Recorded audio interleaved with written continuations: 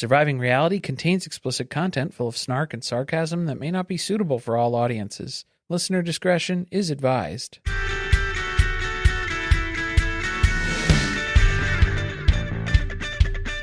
Hello and welcome to Surviving Reality. I'm Corey. And I'm Carly, and you may or may not just have heard Maisie sighing heavily. Probably not, though. Yeah, No? I wasn't into the mic. That's what she We thought. don't have her mic'd up, but she went, Very deep exhale. I think she's tired of us. We had to watch this episode, and now we're going to talk about it. Yeah, we are wearing thin on her patience. She is coiled up, and she's ready to get going here. But this is Seeking Sister Wife, Season 6, Episode 7, Have to Choose Between My Two Wives. That's a weird name for a title, right? But it's a fragment sentence, so I think that's very fitting for the Merrifields. That seems to be kind of their style. Boy, don't we know it. Run-on sentences, fragment sentences. I really hope that they're not the ones who are leading Lorrana's education for learning English. I have some notes about that. We'll talk Okay. about it. Well, where should we start? How about the Williamson family? Yeah, we've got Reise and Billie Jean. They're back at it again here. They are packing up the kiddos for another little road trip. It seems like everything's a road trip because they live in the middle of nowhere. So I'm guessing they just went to the other side of town. probably, yeah, that must be Through it. all the cornfields, all the maize. So they have packed the kids up. They're going to go visit Billie Jean's friends from high school. / egg donor. Also, they're egg donors. So that's why, it's good to bring the kids around for a visit, too. There's a biological connection here. This is where we meet Tia and Ashley. Reise is just kind of trauma dumping about how difficult it's been on the apps. It's really rough out here. Not having much luck finding a sister wife. Unfortunately, I don't think this was very surprising to Tia and Ashley. No, I don't think it came as a shock to them necessarily. Also, did you know that Billie Jean is expecting again in real life? Oh, I did not know In that. current Yeah. times? No. It's a little spoiler, I guess, before we get into the conversation. No sister wife necessary this time, but I guess they were okay with. She was talking about how there was like high risk pregnancy because she had twins. So maybe that was a concern. That was kind of why they weren't really looking to have her go through that process again, I think. I actually don't know if their vision was to just have the sister wife have more children. I think that Billie Jean also wants to have more kids. She was talking about it here. Like It's a collective effort. Yeah, she was talking about like kind of being averse to it because then she was also like, oh, I'm getting a little bit older in age. I think she's just worried because they have 5 embryos left. And every time you do IVF, you don't know if they're going to take or not. So that's really like a small number. That's a lot for Whitney Whitney Waythor. on my 1,000-pound life. But I still say that woman never went in I to don't- get inseminated. No, I don't think she was doing any insemination this past season. If you guys didn't watch Just the saying. last season of My Big Fat Fabulous Life, you missed out on her completely fake storyline where she pretended that she was attempting to get pregnant. Did I say my 1,000-pound life? You may have, who knows? That's not the name of the show. That's a different show. 1,000-Pound Sisters is on the brain because Amy had her wedding. That was it. Yeah, I think that's what messed me up here. Regardless, everyone's under 1,000 pounds in this conversation. And so none of that matters. The problem that Reise is having is that they are being sorted. It's like a Harry Potter sorting hat. They're being assigned to different houses here Of polyamory. of polyamory. And it's hard to tell the ins and outs and remembering all the lingo and the secret code. They threw a lot of terms at us in a very short period of time. They half defined a few things too, because I think they were trying to keep things a little bit lighter or in their favor. What they're trying to say is people are assuming that they're unicorn hunting when they're contacting them and explaining what they're looking for in a relationship. But maybe it's because of where they're looking. Because if you're looking in places where there are bisexual people, then they're assuming that if a married couple is seeking someone who is bisexual, then they're assuming that you are unicorn hunting, being that you are looking for a woman to join the marital couple that's already in existence here. Which is what Bess was under the impression they were going to do. Right. That was more along the lines of what she was thinking or assuming at that time. I think part of the problem is they have a lot of LGBTQ friends, and they are relying on their friends to help them source people to go on dates with. So then they're trying to figure out, what is it that you're going for? And it's not sounding like unicorn hunting. It's not sounding like dragon hunting, because that would be looking for a bisexual man to join the married couple here, which is obviously leaning into the fact that people think, or under the impression when they meet Reese, that he is into men. So he has to continually explain, no, that's not what this is. And then they're getting upset by the term, what was it? It was harem building. Harem building, which is like probably trademarked by Garrick Merrifield at this point, because I think that is what he's going for. Unfortunately, this description, though, fits the best for what they're going for. So the way they explained harem building is bringing multiple women into a marriage for the purpose of producing more children for that man. It's multiple monogamous relationships, though. So, I mean, like, that's the component that I think you need to say, yes, it's that, but not necessarily just for children or for the sexual gratification of the man in this case. We're looking for more of like a commune sort of setup, but like with a harem building base. If that makes sense. Like, you need to figure out how to advertise this. This is a good demonstration, though, of why polyamory is so difficult, because it means different things to so many different people. And they're really coming into this with little to no knowledge about what it is like to be part of this community, other than their vision of what they want their family to look like. And you're kind of at the mercy of everyone else's definitions. And if you don't know how to clearly define it or express it, what you're looking for, then everyone else is going to try to assign what you're looking for to you. And that's not going to work out either. So I think they need to be a little bit more intentioned in it. Right. That's what I was just going to say. It's the loosey-goosey part that happens with a lot of the families on the show, where they're kind of figuring it out as they go. And that is an issue when what you're looking for is unclear to other people who have a very clear understanding of what it is they're comfortable with. So it doesn't make sense overall. It's very confusing. And then how do I get involved in it if I don't even know it and you don't even understand it either? You can't explain it to me. The part of the unicorn hunting definition that they left off, which was very important, is that this partner who comes into this relationship is treated lesser than in the grand scheme of things. It's not a spouse relationship. It's an additional person who then just has a sexual relationship with the husband and the wife. But it's pretty much just for sex, is what it was sounding like. I was just wondering why they left that part out. Because that doesn't sound great. If that's what people are assuming based on what we're looking for. Or you our think production's going to worry that we're going to realize that like a lot of the people on this show, that is what they're looking for? Well, to be honest, we were like, we can't trust their definition. We need to make sure. we had to do our research. We had to do a little bit of research on it to make sure. And then it was like, oh, well, that's interesting.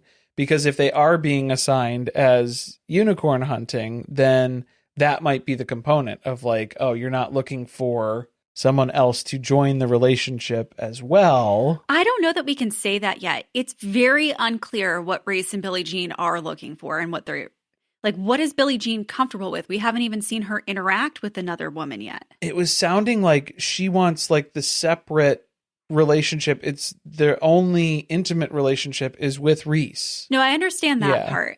But is this a one biggie housey arrangement, or is this we live completely separate lives except for having involvement with each other's children? I think it was more like that in like the commune sense of, oh, let's like, are Reise and Billie Jean the primary couple?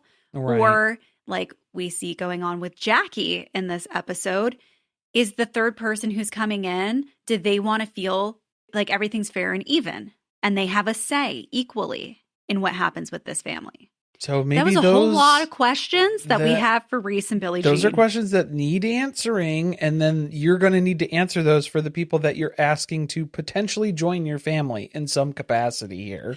I feel like Ashley was like, let's just save you guys the time, because this is an effort and futility that you're going to find somebody to do this with you. I will volunteer as tribute to carry a baby for you if it turns out that you are not able to do that again, Billie Jean. If it will get you off the apps, I will carry a child for you.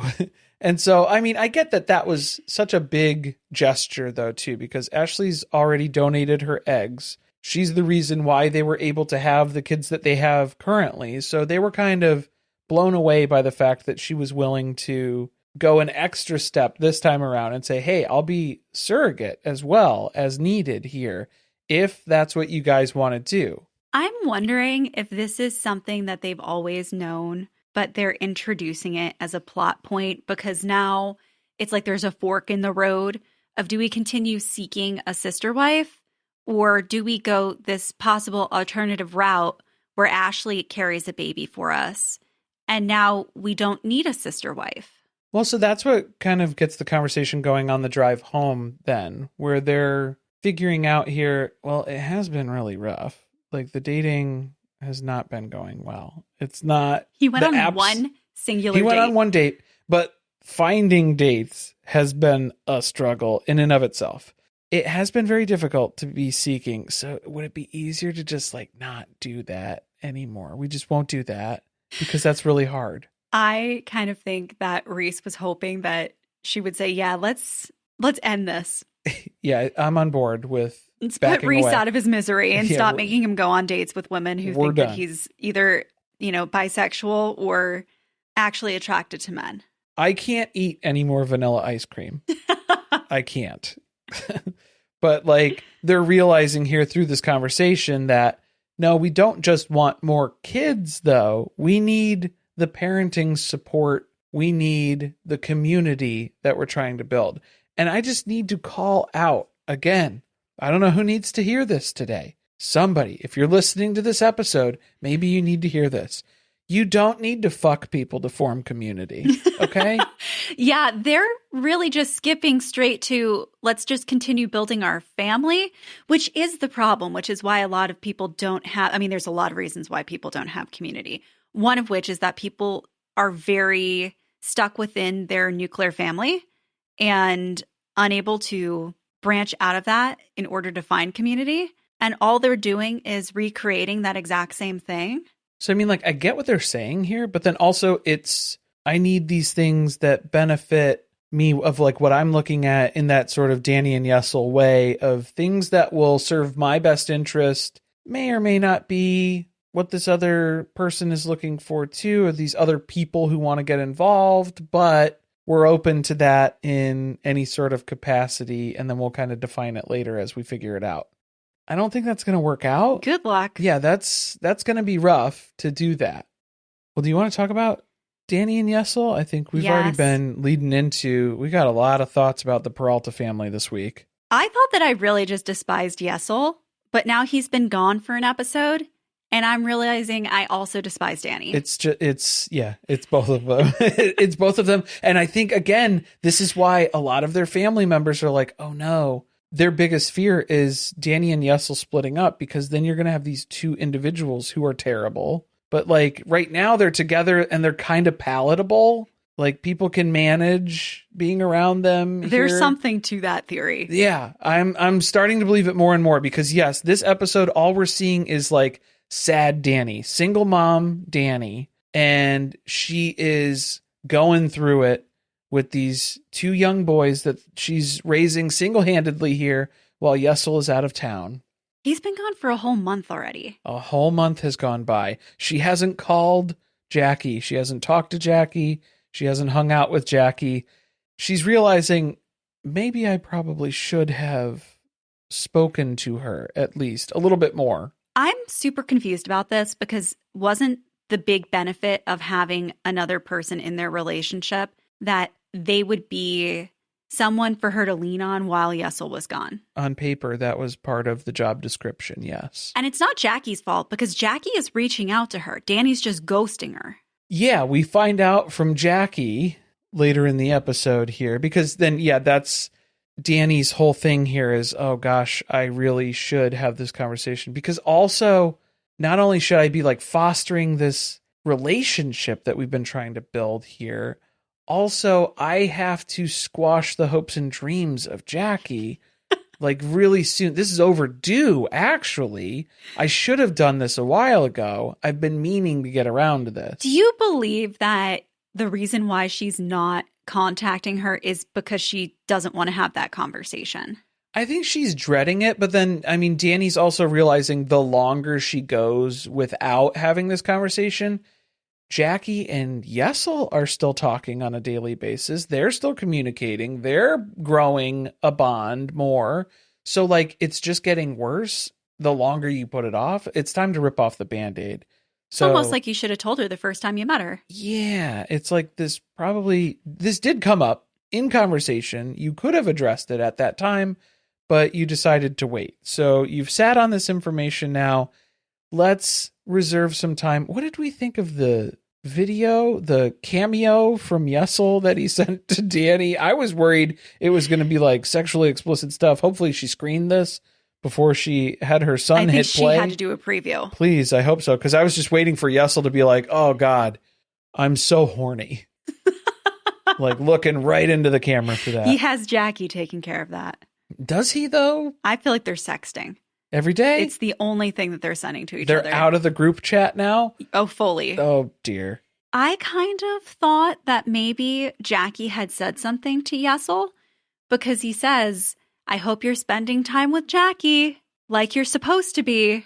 I think that was the implication. Well, they were talking about it, too, like before Yessel left on like the goodbye dinner thing and the bar hangout, where it was like, oh, yeah, Jackie, you're going to need to keep Dani out of like the Dani bubble where she just like self-isolates and stuff. But like, what, do you think Jackie's just supposed to drop in, like kick down the door like a SWAT team and rescue Dani from her own internal turmoil of parenting two children on her own? That's probably not going to happen. And Jackie has her own life. Jackie has a kid, a 9-year-old kid that she's parenting alone and has been before she met you guys. So like expecting her to drop everything and then process all of your emotions for you? Is that what Dani's asking for? I don't know, because nothing that they've said they've wanted has actually played out. Except for Yessel wanting to bang. They haven't gotten to do that yet. Well, they haven't gotten to do that, but they're sexting, so like it's, you know. I mean, that's an assumption. Kind of. I think a pretty good one. I mean, not saying no, you know. So Dani does invite Jackie out to get something to eat so that they can finally have this conversation about having kids. And we find out that Dani eats like a toddler. Okay. When they put, was it like a steak salad or something in front of Jackie, and then they just set down a bowl of French fries for Dani, I was like, where's the... Which I'm not knocking it. No, I thought, where's the Caesar salad that clearly goes with this? Okay. Well, I thought it was weird when it was just the fries. So it was like salad for Jackie, just fries for Dani. And I was like, is that all we're getting? But then later in the conversation, Dani unironically ordered the mac and cheese, which we know maybe she was just missing the mac and cheese noises. She's missing Yessel. She just had to spin that fork around in that plate a couple of times just to remind herself of what she's been missing out on. No, this is how you know this woman is in the trenches with these two kids. It's just mac and cheese and French fries. That's all her palate is adjusted to now. That's all she makes. That's all she eats. This is all she can consume. That's it. Surprised we didn't get any nuggies thrown in there, too. Some little chicky tendies. Maybe. On the side.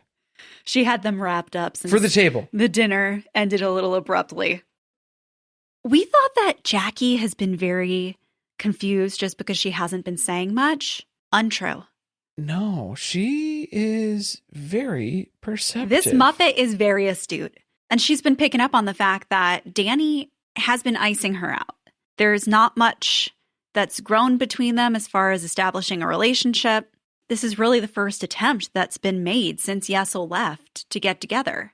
So that's when Dani's like, yeah, it's great. I wanted to get together to talk to you about, you know how you were saying you wanted more kids, right? We've talked about that before. And I've been very supportive on helping you raise additional children in the not too distant future, perhaps. All of the very positive conversations that we've had about children. Pretty much all of the bonding that we've done so far. That was based on a lie by omission, because the child in the future that we were talking about, you having, that's not going to be with Yessel, okay? Because that's a hard boundary for me. I don't want Yessel having biological children with anyone that we date. Jackie is confused by that because Yessel has clearly talked to her about the fact that he wants more kids. So he wants more kids, biological kids, but yet Dani says she's done having kids.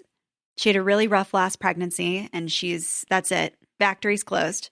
And she's also not okay with you having children with him. Yeah, so this was where I was like, is there a processing issue, information level, where Jackie's not getting it? I was a little bit concerned because I was like, how is this conversation going to go if Jackie's not understanding? But then Jackie's asking really great questions because she's like, oh, that's interesting. Why? Why would you not want that to happen? Well, it looks like there's a misalignment between Dani and Yessel. Well, and because of our previous conversations too, like it sounded like you were in favor of that. And then now you're saying that, no, not in that way. I'm open to you having kids other ways, but not with Yessel. So she explains that the issue is she never had a baby girl and that she would be extremely hurt if the baby that Yessel and Jackie were to have together was a girl. Wouldn't this be a way to kind of spin it as like, this could be like you having a daughter that you missed out on, I guess, or like in that sort of way, if we're thinking about it from that way? Because also, we've only been talking for like a couple of months, so I'm not talking about like having a kid right now. Like, but if the time came where that was something, like, could you see yourself in that position? Like, those are the type of questions that I would be asking Dani. They didn't really get into all of that. No, like the answer is no. Yeah, like seeing the potential of that, because Dani's like, no. I don't like any of that. See, that's where it then comes across like Jackie is not an equal in this family. Right, because this is just a hard line for Dani where she's saying, no, you can't do that because of the way that I feel. You have to lose autonomy over your own life because of how I feel about a situation. And then Jackie goes, okay, well, that's interesting. If the tables were turned, if I had a rule like that, how would you feel? And Dani's like, oh, yeah, that would be like ridiculous. I think that was bullshit. Yeah, I wouldn't like it. Yeah, that's not fair. But at the same time, this is where we're at because this is how I feel. But it is. Yeah. So then it's just like, okay, well, I think that's the problem. Like Jackie sees enough of a red flag here where she's like, oh, okay. So you understand that it's unfair. And selfish. And all of these things. But then also you're still going to move forward with that as like, no, that's a hard line. Okay. Well, I think that you should probably have addressed that with Yessel before you started seeking a additional member of this relationship. I also don't agree because Dani was saying, well, the reason I didn't tell you sooner, because Jackie does ask about that as well. The reason I didn't tell you about it sooner was because I felt like there was a conversation that I should have a one-on-one with you. And so I wanted to wait until Yessel was gone, as though she couldn't have just met up with Jackie at some point and had a one-on-one conversation. She had to have him be out of town to do that. But I don't feel like that should be a conversation where Yessel's not included, personally. Well, that's how Jackie feels too, because she's like, well, I'm getting real mixed signals too, because Yessel's talking about having more kids, and then Dani is saying, no. That's where there's an issue between Dani and Yessel. Yes. That they're not on the same page about this, and he's treating it like, well, that's your problem internally within you, so now you have to handle this yourself with Jackie. Because it wouldn't be a problem if it was just up to me. Yeah, but that's because there's no partnership. There's no... Well, exactly. It signals issues within their own relationship. Yeah, there's no unity there. And then with that, too, then you're adding into the mix someone else now who is trying to have the same direction as you guys, but you don't have a clear direction as far as what you're looking for, what you want. So that's just confusing. It's just going the opposite direction now. Jackie ain't having it. I bet you Yessel's been talking to her since day one about how he's on board for that and he has the same dream and he would love to have more kids. She had this is blindsiding her. She had no idea that this was going to come up. So she's like, I'm done. She's like, I think it'd probably be best if I kind of disengage at this point, basically, is the general consensus. I don't think that our futures are in alignment. Right. So I'm going to excuse myself. Well, because I'm going to leave you to your French fries. And your mac and cheese noises. I make my mac and cheese at home. The other issue that we had here was that I was worried Jackie wasn't really fully understanding everything. Then she hits us with like some filthy reads where she was like, I think Dani has a lot of insecurities that she needs to address before they look outside their marriage here to add anyone else into the mix. So yeah, it won't be me. Snaps for Jackie. Yeah, Jackie. Also, snaps for Jackie, not only for the filthy read, but for also seeing that this was not the right situation for her and immediately putting an end to it. Good call. Yes, because a lot of people will just drag this out, drag this on, and make it into something that it isn't. Convince themselves. I can't wait to see Dani explain this to Yessel. Oh, that'll be entertaining. He's going to be pissed. Yeah, he's going to be very upset because it's not his fault. It's Dani's fault. And this is going to continue to be a problem. Well, if that's what her defining rule is going to be as far as like what this other person is allowed to do in the relationship, yeah, that's going to be really tough. What do you even look for from here? Because it doesn't make sense to say, well, let's just find someone who isn't interested in having children or having any more children. Because Yessel wants children. Because Yessel wants more kids. Yeah. But that's the impasse. But also they can't be his kids. Yeah. So like this Not that kids sense. Who aren't your biological kids can't be your kids. Well, I think that's what we're saying with the Williamson family too, is that, you know, community is something that you can do without being biologically related to people. Once again, you need to be very prescriptive about what it is you are or are not looking for, and you should be upfront with people about those things. So it doesn't sound like that's what's happening. And now they're seeing the results of that, which is a breakup here. More people who are not being upfront with the partner that they're with, the Davis family. Oh, God. It's applicable to literally everyone in this episode. This whole series, I think, really is what it boils down to. The calendar has arrived. The boudoir photo shoot.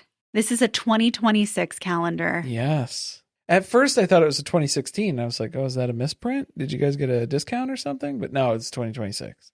What, did they order this 6 months in advance? At least. Oh, God. Yeah. This was like a year ahead. It's already in a trash can somewhere. It's got to be. Well, they're preparing breakfast in bed, too, for Nick. Okay, I thought, wow, this is like super nice. We're having a little sister-wife bonding morning. April's got the pancakes on. The pancakes looked good. They're making eggs, a little ham. No, that's for Nick. And none for Gretchen Wieners. None for anybody else. None for Gretchen Wieners. You can look for the scraps in the refrigerator, whatever leftovers there are from last night. Pop in an English muffin or something. All the good foods for the man who doesn't work in this house. Well, I was like, is it his birthday? Is it Father's Day? Like, what's the occasion here? No, this is just breakfast in bed. Good to be Nick. He's living the dream.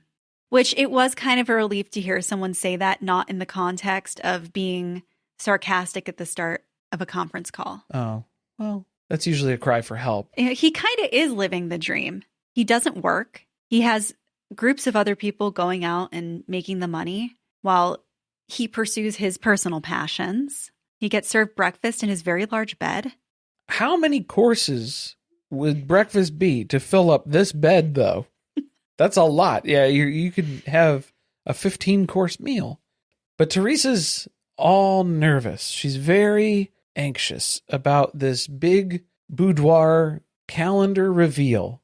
Comparison is the thief of joy, as we've learned from our other Plick families. And she's not taking that to heart because she compared herself again when she saw the final photos to what April and Jenny look like. April and Jenny are kind of talking about there's a lot of negativity that we're picking up on Teresa. There's a lot of talking down about herself that kind of shifts the whole mood of the house a lot of the time here. So there's big energy shift of what's been going on lately.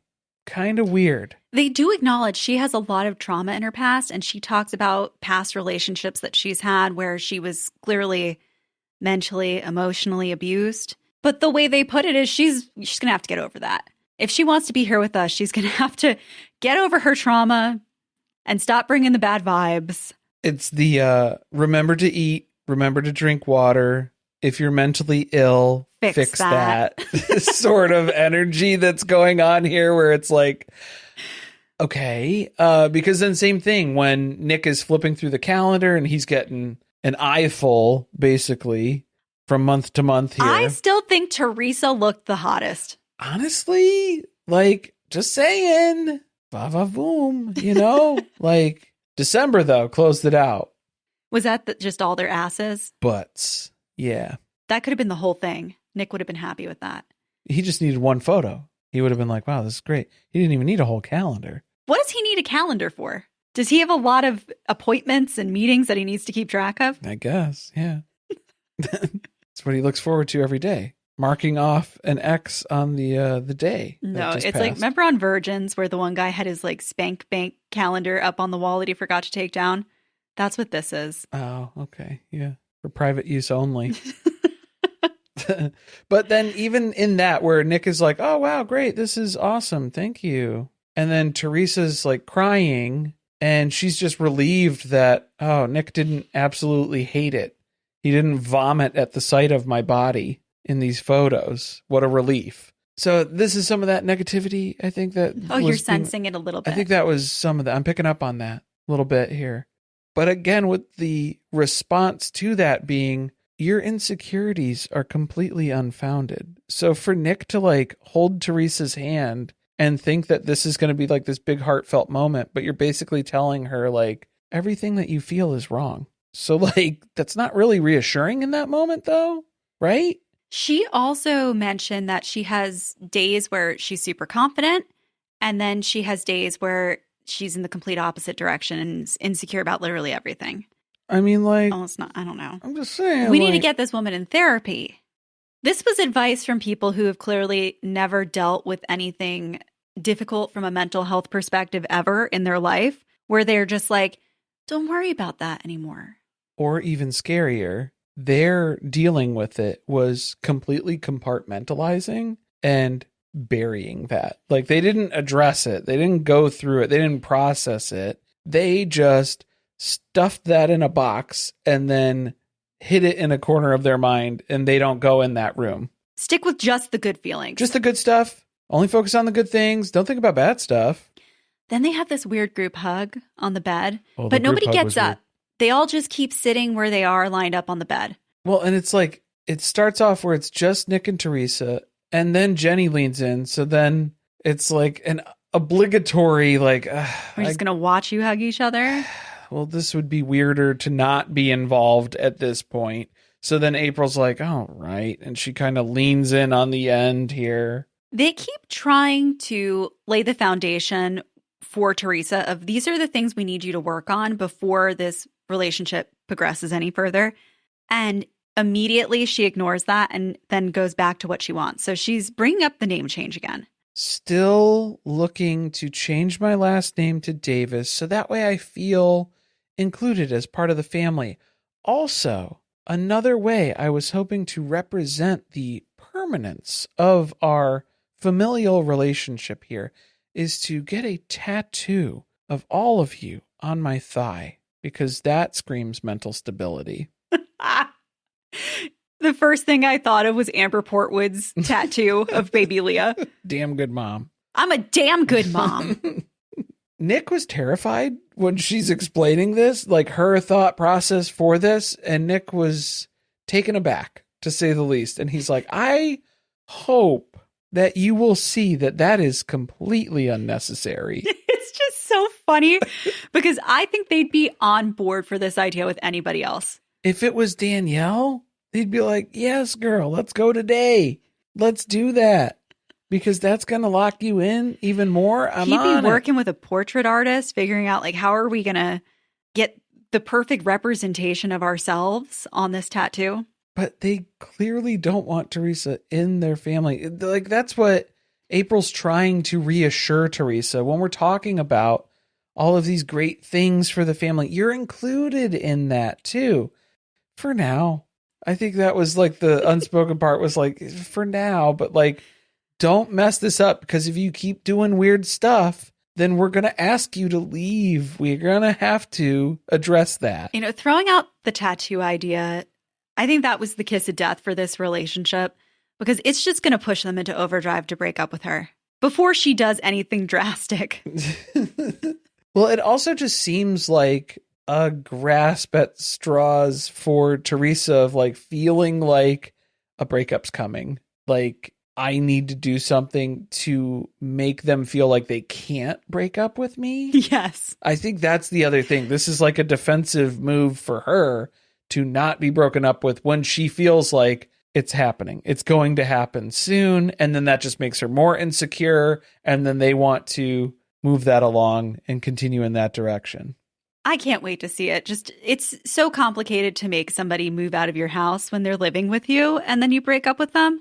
And I don't think she's going to take it well. Yeah, it's going to be a mess. I just have a feeling she's going to act like she had no idea that this was coming. I think deep down she knows, though. Like, I think that these are her ways. She has to sense it. Yes, like she feels like that's coming. And then it's like, oh no, I have to do something to prevent that from happening. And she's going with like the craziest things that she can think of.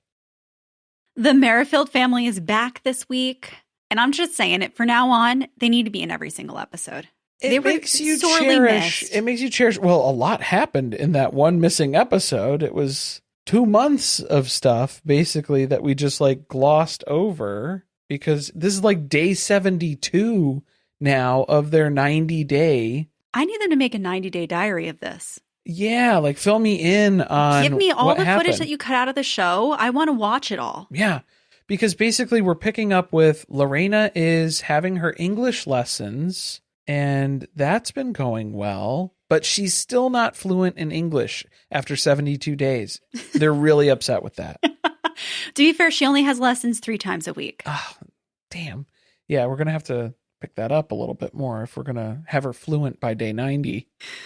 I feel like every time she has this lesson, she goes and talks to Dannielle and Garrick, and it erases a lot of the effort that the teacher made that day. Yeah, they're like, here, why don't you read our book? That'll help you learn English. No. We got a little display of it, too, because she's got, like flashcards up on different items in the office? Yeah, they have stuff labeled throughout the room here that she's in. And we were met with shelve as a label. Not shelf, shelve. V-E, no S at the end. Right, not plural. That felt like a Dannielle and Garrick special. And I worry that Lorrana did not make these cards. This is Garrick and Dannielle who have made these cards. Wait until they get to the family words. Wifes. Apostrophe S, possessive plural. It's very complicated. This is going to take forever. And it's not her fault. She needs to be immersed in English with other people who are able to actually converse fluently in English. Well, especially when Dannielle and Garrick just talk in broken English to her. So then that doesn't help. That only makes it worse. This episode, they're continuing to do what upset her last time we saw them, which is having conversations with each other like she's not in the room. Well, I think it's because Dannielle is starting to rack up a lot of the like roommate annoyances, the list of grievances that she now carries living with this person who just does things differently from her. You know, maybe that's why the sister room wasn't the greatest idea. Maybe you would have liked to have had your own space where you could put things away the way that you like them. Yeah, but that's Garrick. Garrick likes to do things on his own way. And so I have to let him do that because doesn't she just do things the way Garrick likes them done?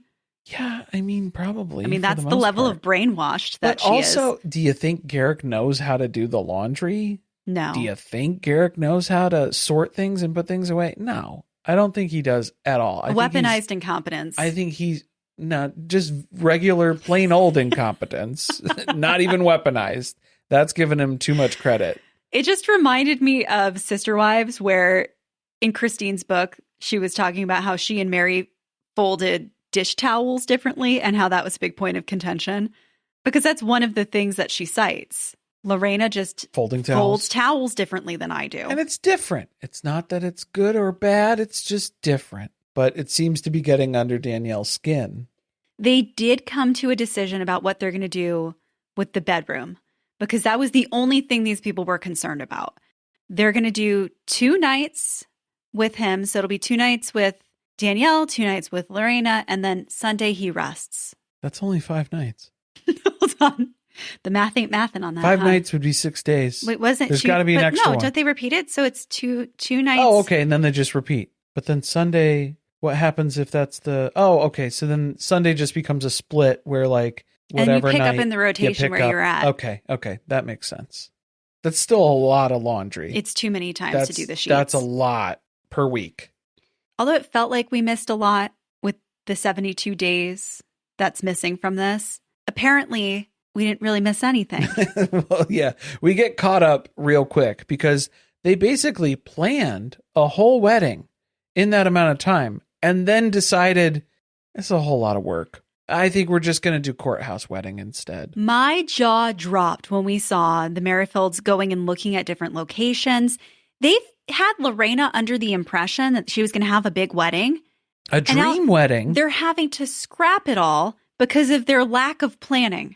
So what's amazing here is that even though we're on day 72, the clock is ticking where like they are going to run out of time, where they literally need to be married by tomorrow in order to get the paperwork done so that Lorrana can stay here. They have done such little research into this that they didn't even realize you don't have the full 90 days to get married, technically. Garrick would say that the reason why this whole thing is all thrown off is because of the prenup.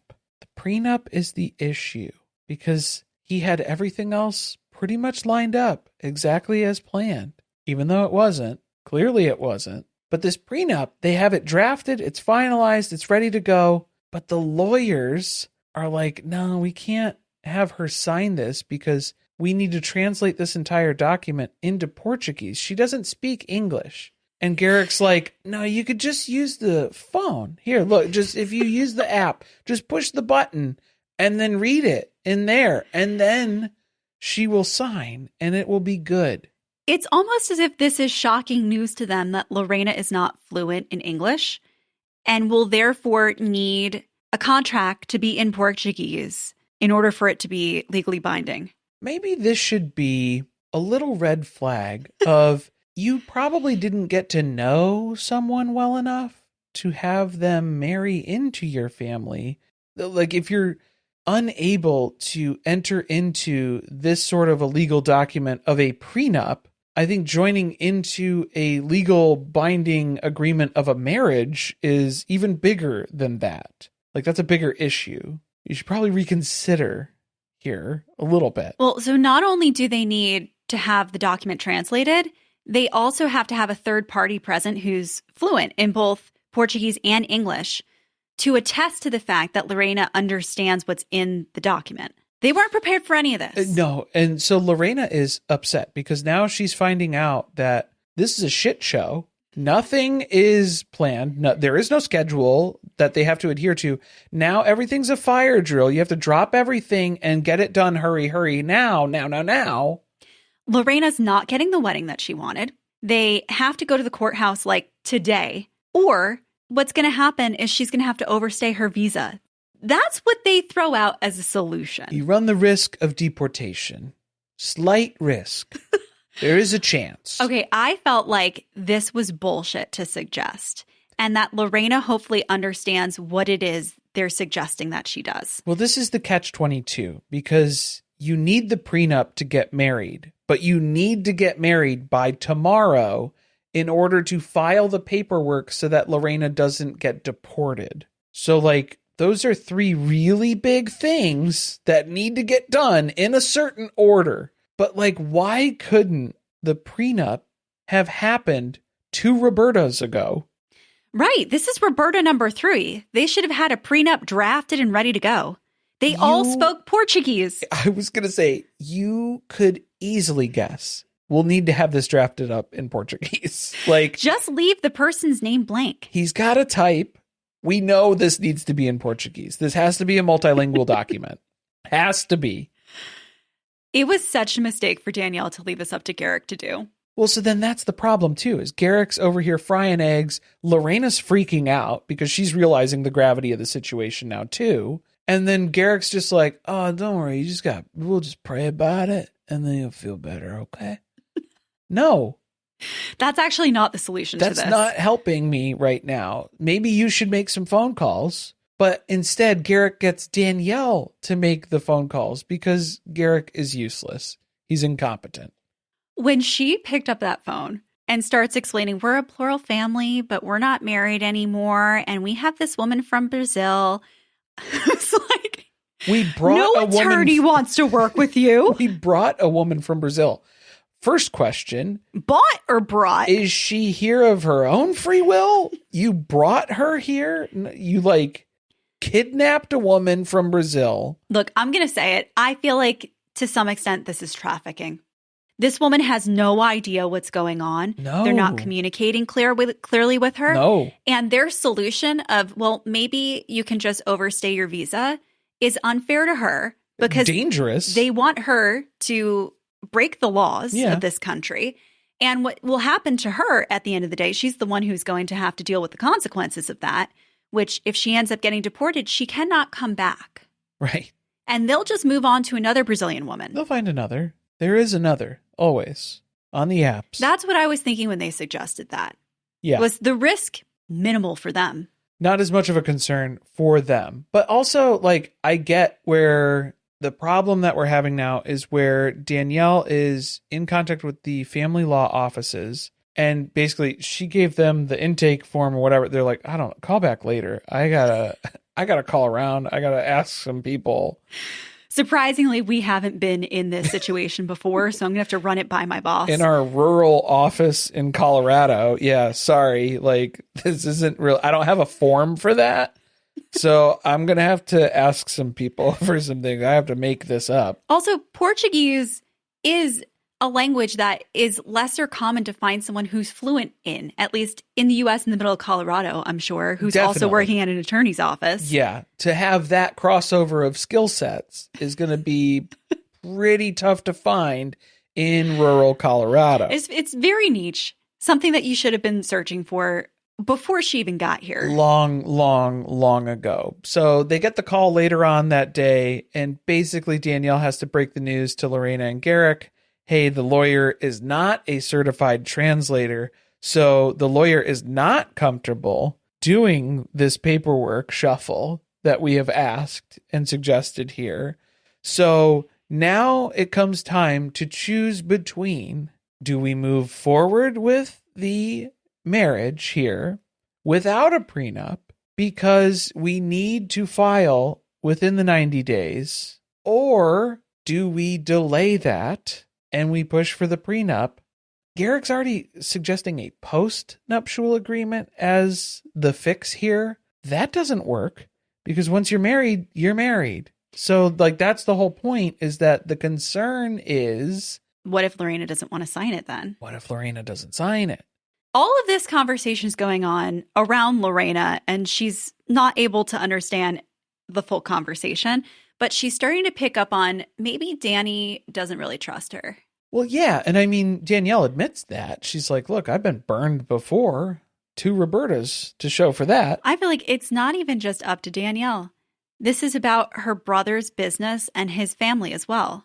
I think if I were Dannielle's making it very much about, I'm not comfortable. She's taking that on as her personal concern. I think you need to explain, this is not just me. This is me, my kids, my entire family, because my parents live here in this house with us. My brother is in business with him. You need to explain, this is huge. This is everything. I don't think that Lorrana is trying to pull a fast one here. I don't either. But even if, say Lorrana has completely pure intentions, I don't really feel the Merrifields do. So what if they flip the script on her a little bit and she decides she wants to get out of here? And the only way for her to do that is to get divorced and obtain some of their assets so that she has some form of a future. Because right now she can't make any income for herself. She's not fluent in English. She's in a very precarious situation. And so maybe when circumstances change, you might feel like you are entitled to something.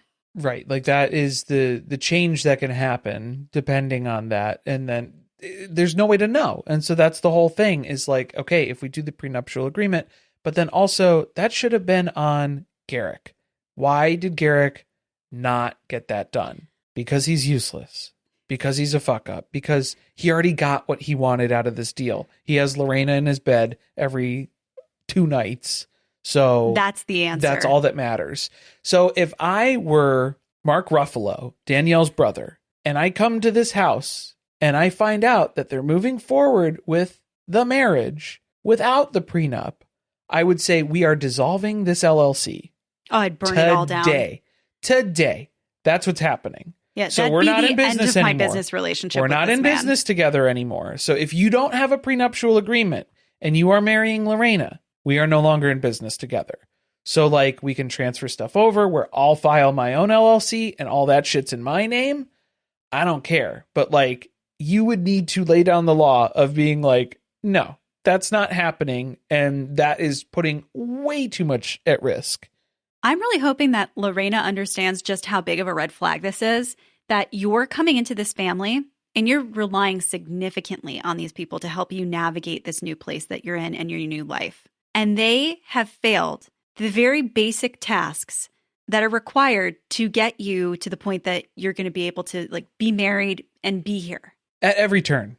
They have already let you down the whole way here. So like this should be the red flag moment for Lorrana as well. I absolutely agree because it is. They don't have your concerns or your well-being top of mind at all. And you have to rely on them too much in the situation that she's in, unfortunately. Right. Yeah, that's what it comes down to. So they're idiots, as we knew. They are just proving that to us once again. They just get to show us every week in new and different ways how much of an idiot they are.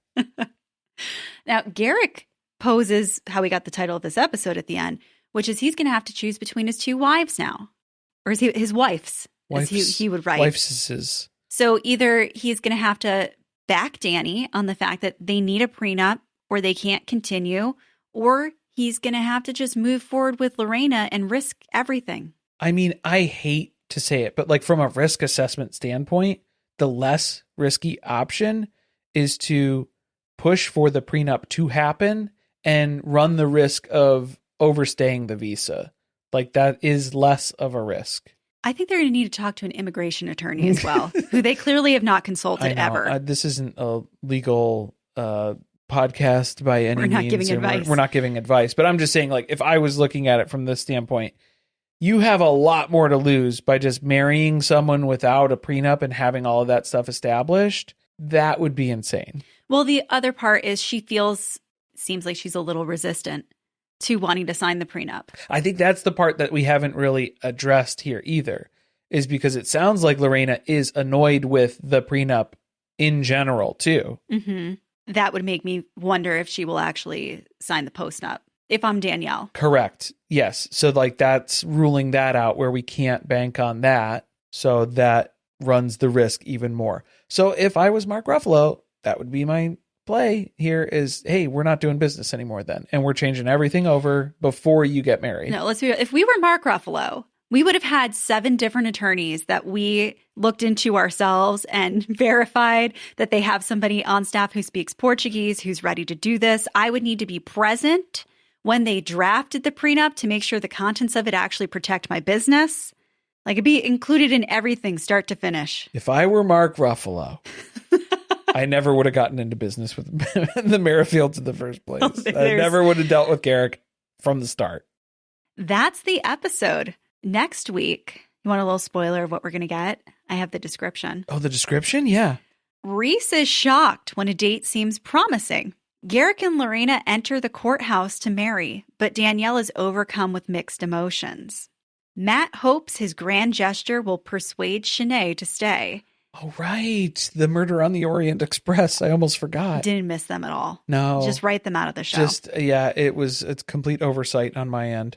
And Yessel is furious with Dani after learning Jackie broke up with them. Yeah, he didn't seem to take to that too well. He was really looking forward to the Muppet Show when he got home. And that's a ship that has sailed. A few quick announcements before we go. Don't go anywhere. Make sure you're subscribed here because Secret Lives of Mormon Wives is coming back for season 3 on November 13th. We're just creeping closer and closer to the premiere date, and we're going to be dropping recaps all week long.